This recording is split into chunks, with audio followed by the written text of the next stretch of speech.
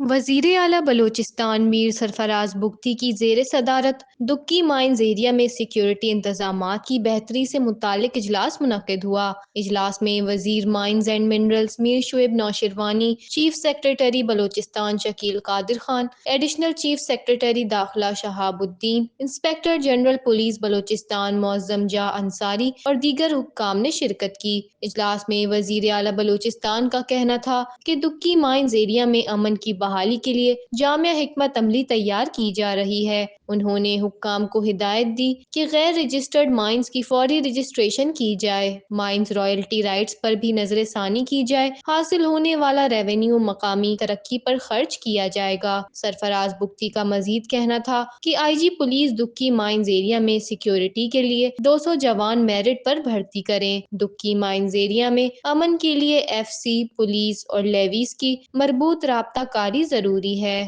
وش news, Quetta, Balochistan.